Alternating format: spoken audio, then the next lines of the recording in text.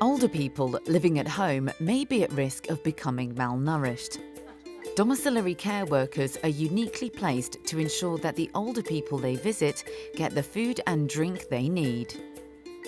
My job is a home care assistant, looking after elderly people.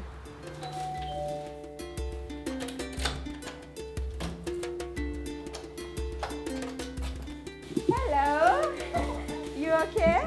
Would you like to have porridge or toast or? Porridge, dear. You want to have porridge with cup of tea? Oh, no, thanks. No just cup of tea, no. just a porridge. Just the porridge, All yeah. right, okay. With a drop of sugar on it. Yes, I'll do that. Yeah. I'll do that for you.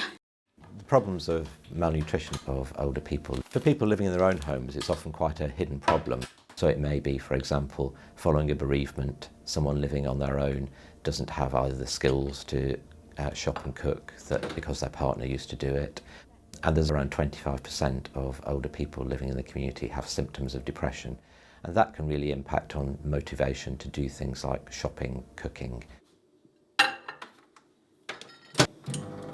She doesn't eat big breakfast, but she does eat lunch, good lunch, And the supper also, kind of diet something. She always says she doesn't want to get fat. Oh, you are ready? Here is your porridge. Tiny little, okay? I didn't make a lot. I am sure you can eat this, yeah? This is lovely. Sometimes some of my clients, they don't want to eat because they have a lonely life.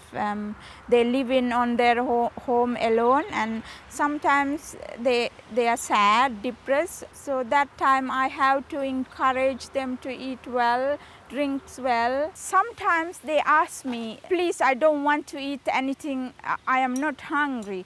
If I've been to the client for a long time, yes, of course, I know their interests, and then I can change their mind. I cannot force them to do things. I just encourage them to eat and drink and take their medication. This is your medication. Thank you, dear. You're welcome. Yeah, lovely. Problems might arise in older people who live at home and receive domiciliary care services because invariably the care workers who are coming in to support the older person won't have sufficient time to cook them a meal from fresh ingredients. So it's important that commissioners and service providers take into account that the care workers need to be given sufficient time to both cook a decent meal and to ensure that the person gets the help and support that they need to eat it. And that might even involve someone spending time talking to the person whilst they eat, encouraging them to eat. How was your weekend?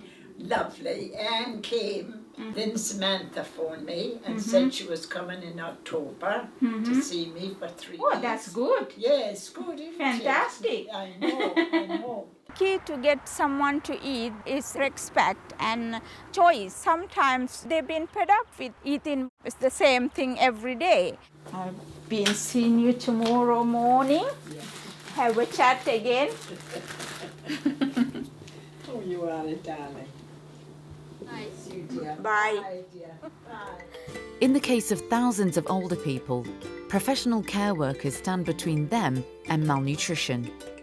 In the case of many more older people, unpaid carers shoulder the responsibility for the well-being of their loved ones.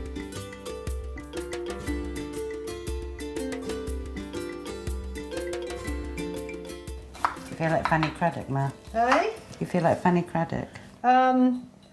Yeah, probably look like her as well. My mother and stepfather were married previously, therefore I have a stepbrother and a stepsister. Quite a long time after the three of us had left home. It was my mother's idea to go and live in France. Quite extraordinary because they'd never even been on holiday to France before. The French people were absolutely charming in our village, and we had beautiful parties and things like that. They lived there for about 18 years, very, very happily, until life became a little bit difficult for them. Do you remember where I keep the oil, Ma? Somewhere down there or there, I'm not quite sure. That one. Well done. My stepfather's health had deteriorated a lot. He's got vascular dementia, kidney problems. He's since been registered blind and Parkinson's, and my mother was unable to cope. He's in hospital at the moment, and then he's got to go to another hospital for rehabilitation, and then hopefully at some point he can come home here, which will be lovely. There's my shopping list up there. Well, let's do it before we forget. Lest we forget. I didn't know until we got them back into this country that she had Alzheimer's. I'll put dried apricot sort of about halfway down. She's now not confident writing. She doesn't read. She was a brilliant cook, and now she has to have a very strict menu plan for every day of the week. Each Friday we prepare a dish involving gammon steaks and dried apricots. So I've got the ingredients in front of me. I can manage. I'm trying to think of some things that we've done lately, Debbie and I.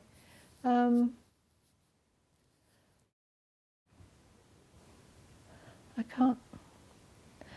can't remember.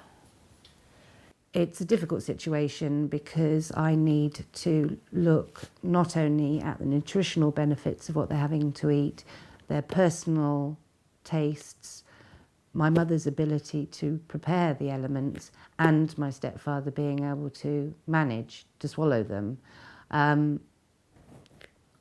Meal plans are pretty difficult. You know what you'll need to chop them with? One of these? Yeah. We could use Meals on Wheels. However, I think that for her mental state, I think she needs to be pushed.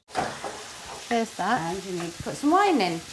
Oh, yes. I think she needs to have the responsibility of caring for herself and for him.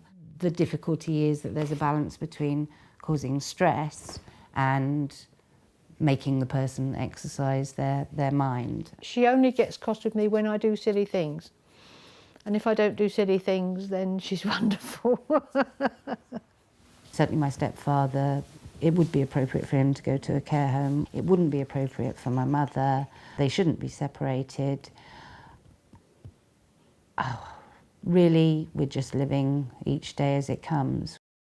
So I don't think he likes broad beans, but we can find out when he gets back. Oh, well, there's hardly any vegetables that either of you eat. I eat all my vegetables. It's not like you choose to put carrot or broccoli on your plate, is it? I do put carrot and broccoli on my plate because you make me. Precisely. While Debbie tries to provide nutritious meals and engaging social meal times outside the care system, social care professionals need to understand the simple but necessary steps that can ensure that older people eat well. People need to be offered dignity and respect, as well as good, nutritious food. Staff need to be trained to the highest standard, and all users of health and social services need to be screened on admission. Everyone needs to take action to make sure that we address malnutrition so that all older people get the food they need and any help to eat it. They just want what everybody else wants, a nice, enjoyable meal in a nice environment with friends and family, and we need to try and provide that for people.